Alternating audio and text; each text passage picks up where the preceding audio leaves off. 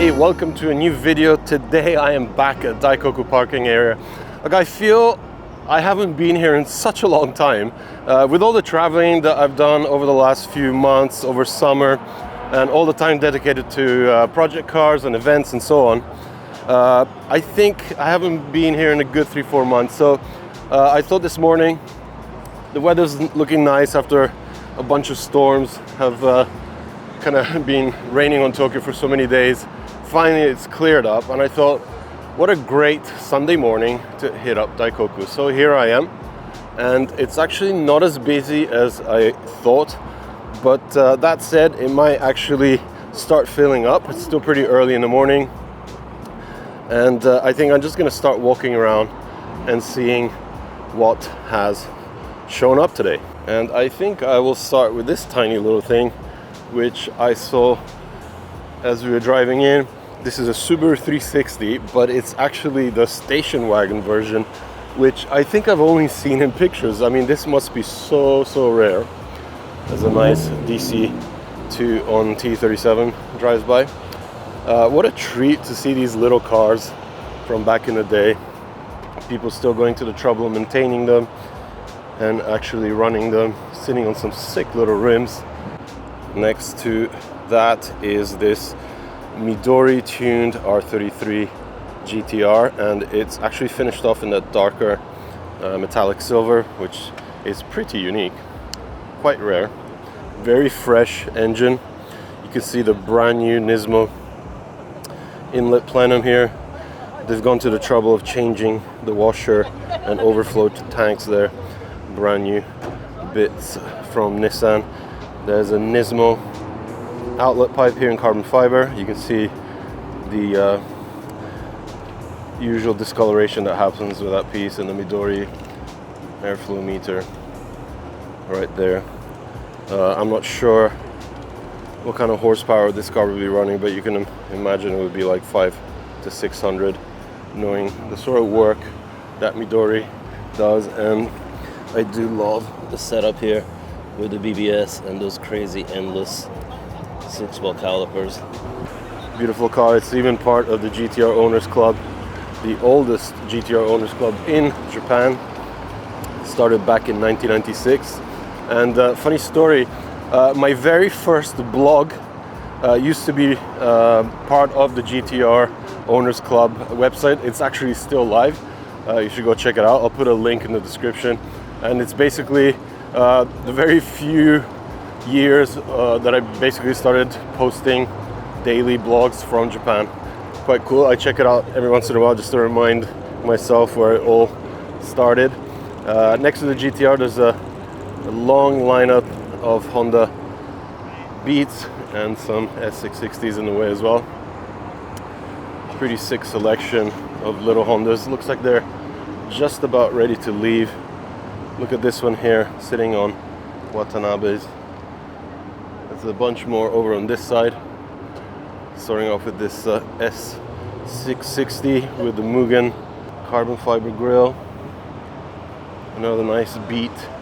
This one also has a nice little brake upgrade hiding behind the RG D2s. Again, it's so cool to be seeing these little cars enjoyed to this day, 30 plus years after they came out. Enthusiasts still very much enjoying them and holding these sort of meets.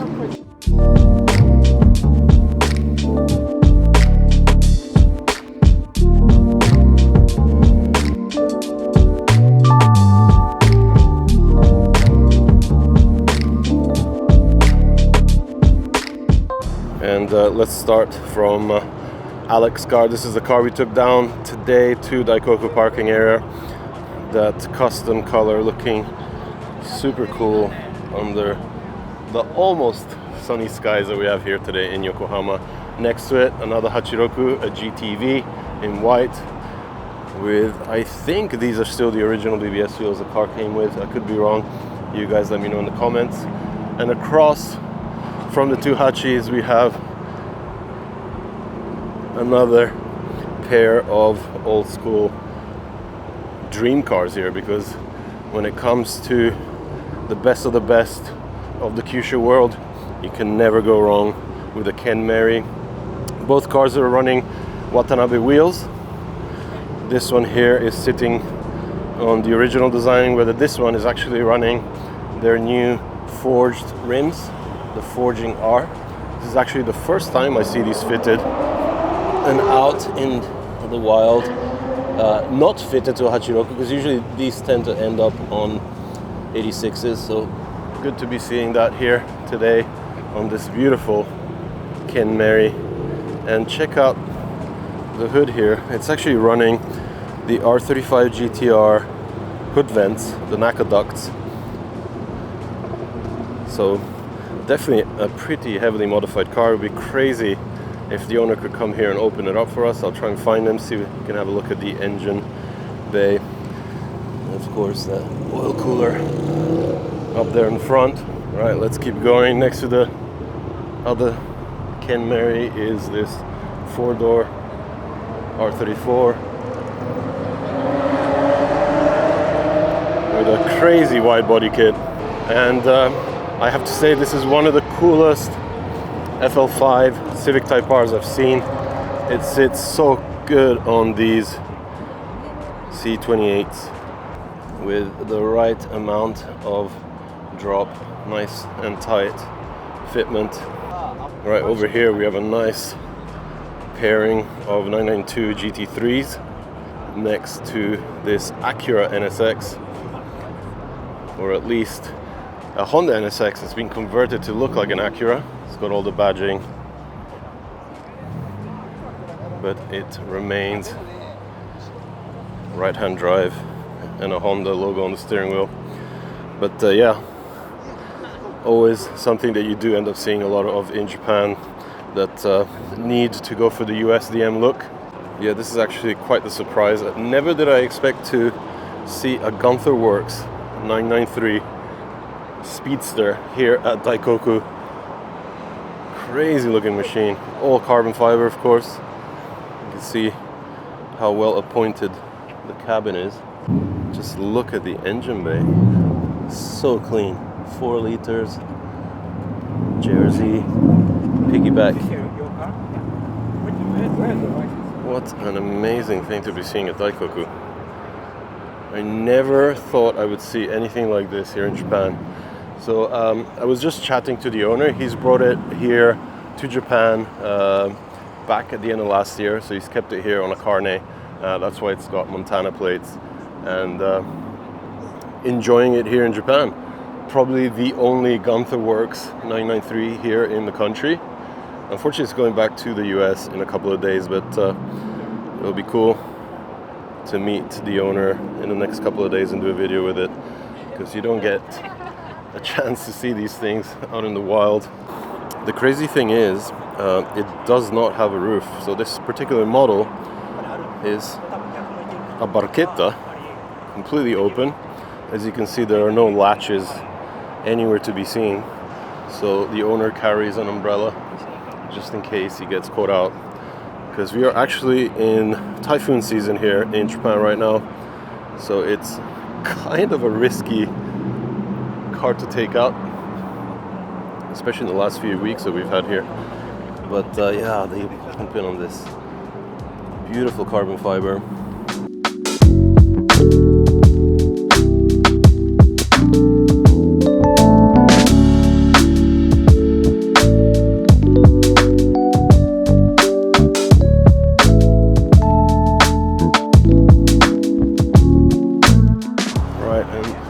As people swarm the Gunther Works, let's take a look at what is around here. We got a nice 997 turbo here, automatic car, parked up next to JZX 100 Mark II, and then right behind the 997 is this beautiful RX-7 Spirit R. Literally my favorite generation of FD. Love the color and love the little carbon fiber additions, and again proving that you don't need to go crazy with these cars. I mean, you can, obviously they probably have some of the biggest catalogs of parts available for them, but I do like a simple take on these beautiful things. All right, let's keep walking.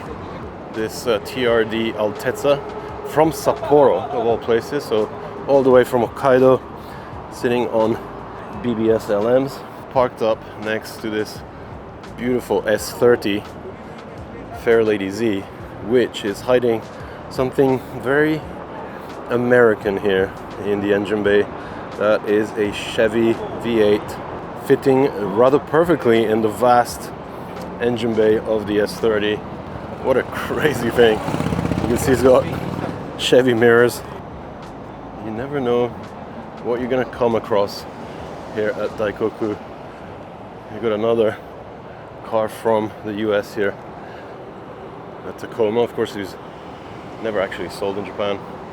Right next to that, a Lotus Esprit, looking absolutely stunning in its original form. AMG GTR, damn, nice yellow S2000. And then we go right on to the following generation of the Z, the S130 280Z here, sitting next to an Alfa Romeo Spider and a Stagea and a Boxster. Daikoku really never fails to impress.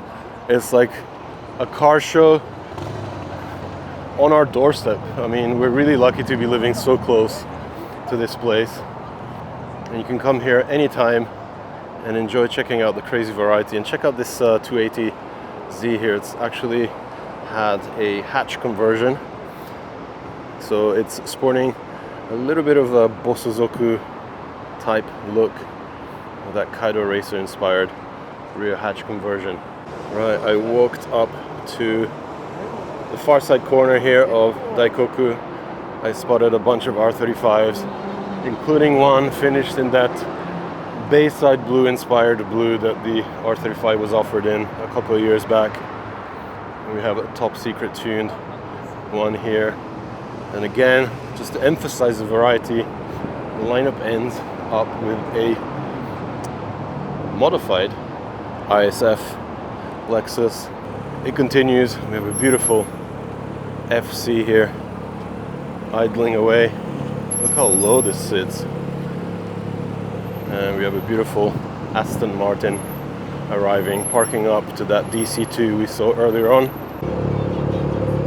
Savannah RX-7, beautiful thing.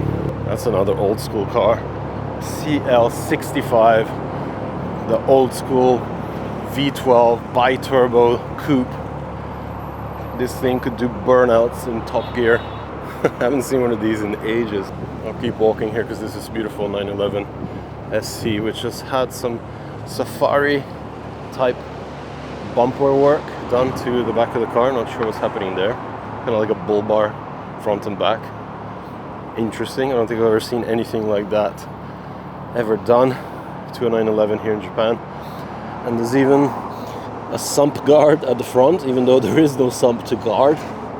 I guess it protects some of the suspension goodies underneath. But yeah, what an interesting take on a 911 SC. So I actually found the owner of the SC.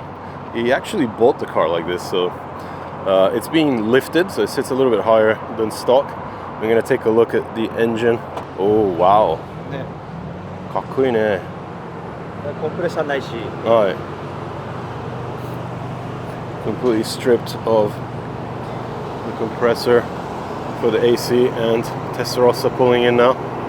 Man, it's actually turning out to be a really cool morning. Getting to see so many interesting cars. California.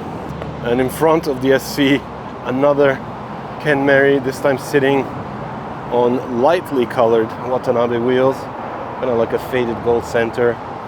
Crazy stance on this one. It's literally sitting on the ground. So aggressive. You have the Dippa protruding front lip spoiler. Look at this, guys. I mean, this really does sum up Japan and Daikoku when you get an array of crazy cars like this materializing right in front of your eyes. Beautiful original Testarossa, Ken Mary, old school 911, EFC left, unfortunately, but this is actually the Koki version, I guess you could call it, in a JDM kind of way, because of course the first Testarossas had the knockoff wheels and a single mirror for the driver's side. This is probably the model that came after.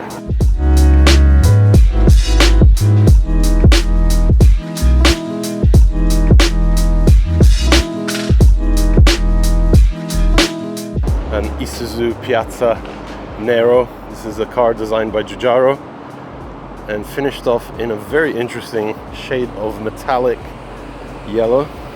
Unmistakable looking car, and still very popular. I do come across these cars often. Copen, and now the lineup really starts strong here with this beautiful 996 GT3 RS. I haven't seen one of these in so long. Always love the contrasting red wheels. Of course, these cars are also offered with the blue package, so you get the blue wheels and the blue writing on the side. That massive carbon rear wing, parked up next to this GR Yaris on NK5 spokes. Man, these wheels really suit this car well. Right, I told you guys that stuff was gonna start arriving pretty soon, and it really has. Next to those two Ken Marys I was looking at before, they've been joined by this beautiful Hako, but there's a lot of Kaido stuff happening up here, so I'm gonna run to the very top of Daikoku here because we're getting quite the treat today. Oh my god, what the hell's going on here today? This is crazy. Oh wow, what an assortment, and cars that I have not seen in a while. This guy's blaring music from his Mark II Grande.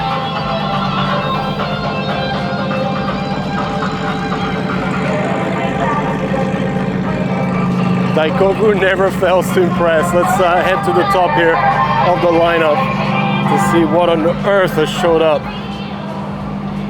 Check out this Soarer. Now that's a front splitter right there. Look at the over fenders on this thing.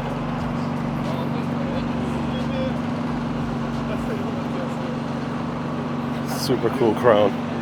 Look at the bonnet treatment. And even a Prelude. Okay, this has to be something completely new. I've never seen a Prelude. Kaido Racer Prelude. What on earth? This is crazy. Oh my god. From Idaten team. Like, this is absolutely wild. Like, you just cannot plan for stuff like this. You can only hope that on a given Sunday like this with such beautiful weather, a lot of cool car groups do end up cruising out here. But you know, you can never plan this stuff. This is just a true treat for us to kind of experience. And today is one of those days.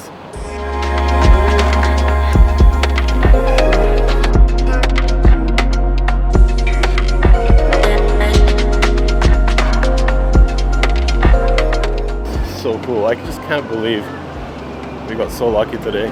So sort of interrupted my whole walk through Daikoku, but for good reason. They're actually parking up the cars here next to the trucks, which will probably end up in tears because of course the trucks do not like this. A lot of people, truck drivers obviously, as you can tell, close up their cabin and try to get a little bit of sleep here at Daikoku.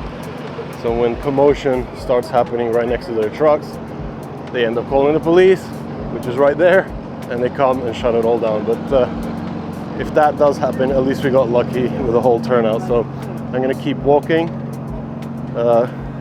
Yeah, we haven't done this side yet. And another old school Hako GTR here.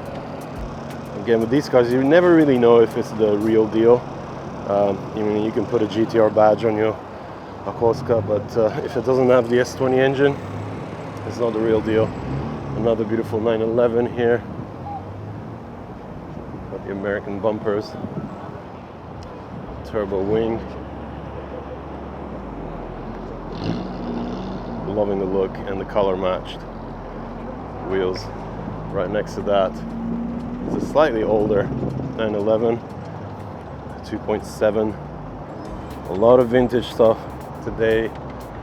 Right in front here we have a nice other array here. Another Akoska. And is this a GTR?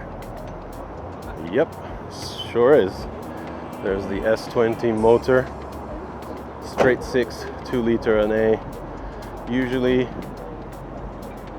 running Solex carburetors, but this one has been fitted with some Webers and some gold little velocity stacks.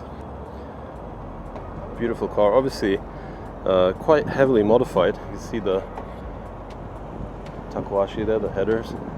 Sits very low on a set of Watanabe.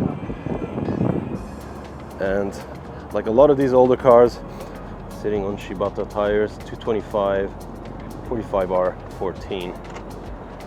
Let's take a look inside. So cool and simple.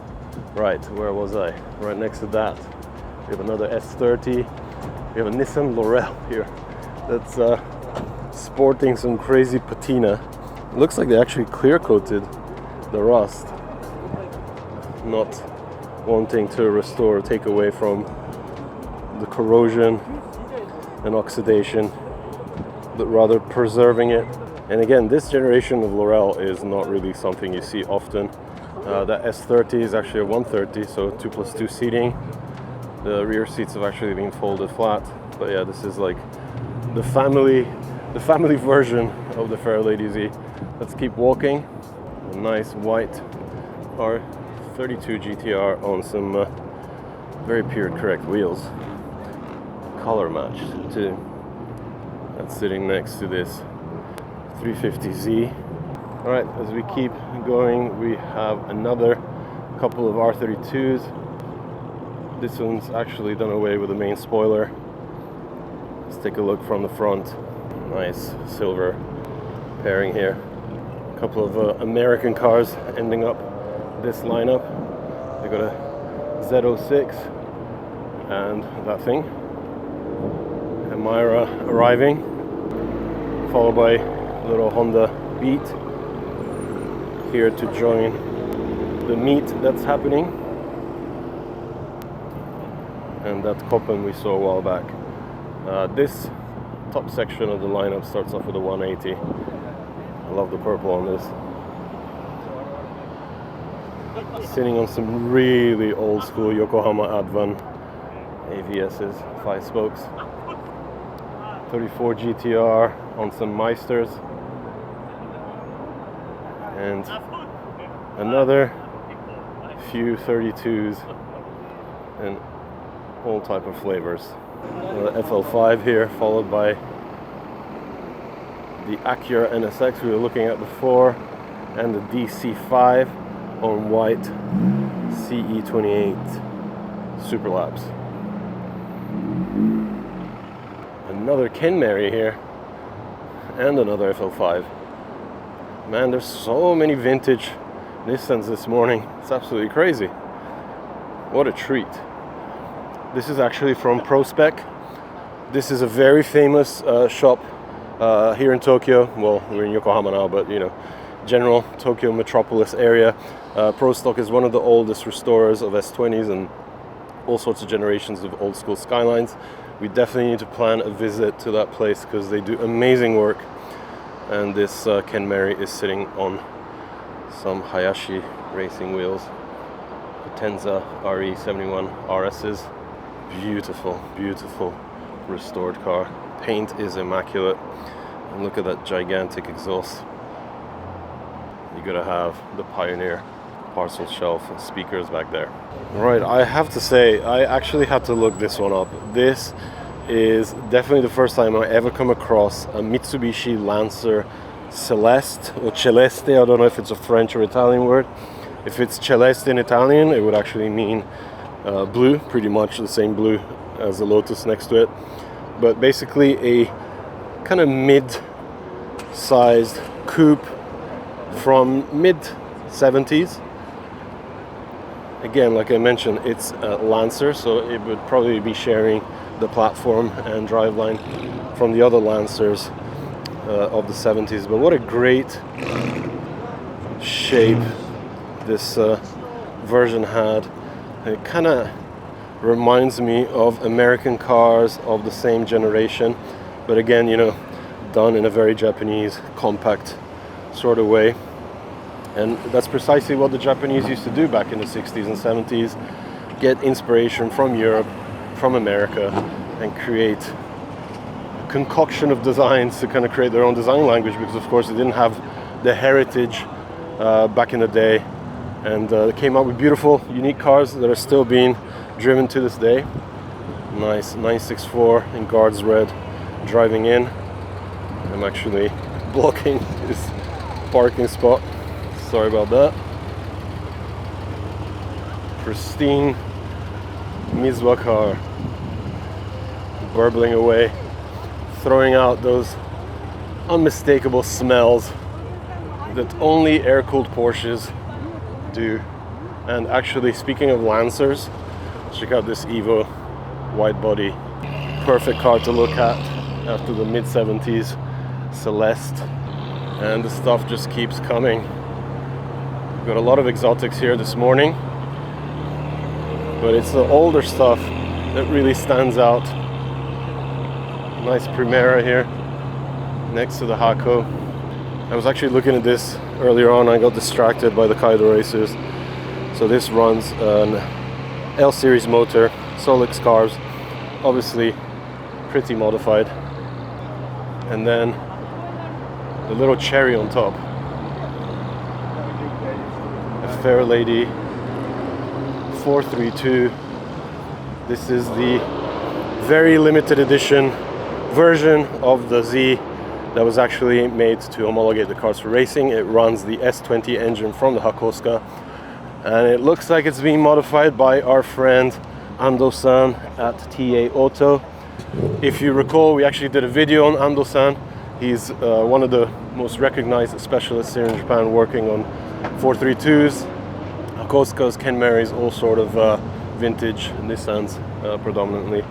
We should actually go visit him because I'm sure he's up to some crazy projects as usual. But yeah, what a treat to be seeing a 432 out in the open, still sporting the Steelies. Of course, these cars were fitted with the Steelies because they were supposed to be the lightweight version of the S30. They even had thinner body panels and all sorts of other weight-saving measures. There you go. That's exactly what we needed today to finish up the lineup of cars. Old school Gloria on air suspension being aired out. Again, these cars are also powered by the L series, the straight six that went pretty much all the way from 2 liters all the way to 2.8. And of course, people have been stroking this motor since the beginning of time. I think I've seen versions up to like 3.4 liters. It has that very unique, unmistakable burble at idle, and this thing looks like it's packing some serious mods. Next to it, a 4-door Hako on Hayashi racing wheels. And what on earth is this? It's got a Daihatsu badge on the grille. Not sure what this is all about. Again, something you can expect to see at Daikoku. Wide body NSX rocking in here. Looks like it's pretty much inspired to the race cars. The Gloria reversing into a new spot.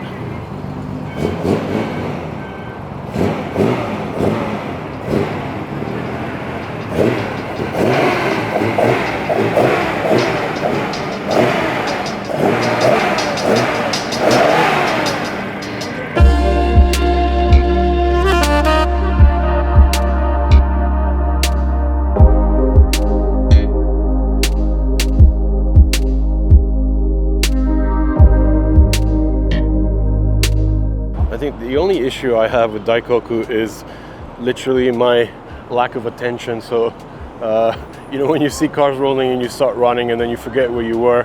And this is one car I saw very much at the beginning when I arrived.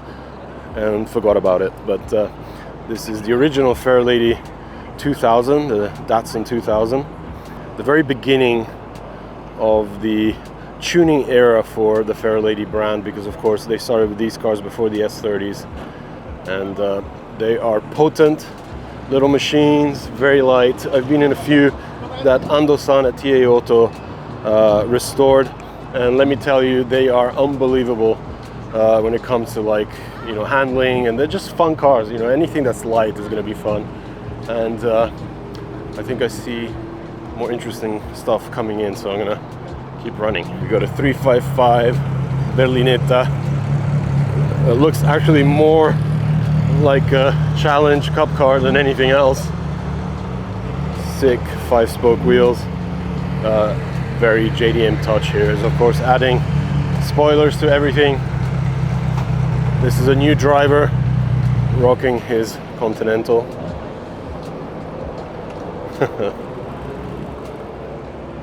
M2 on BBS LMs, and right behind that we have a true cup car. This is a 996 GT3 cup car. This is the style to be rocking in Tokyo today. We're actually just about to do a video with a friend of mine, Luke Huxham from Peaches. He's actually just managed to put a plate on his very own 996 cup car. God, these things are loud. So you can look out for a video on that very soon. Unless he gets arrested first. 355 opened up the engine bay. And I don't think I've ever seen anybody color match the intake plenums on this engine. It actually makes it look totally different from stock.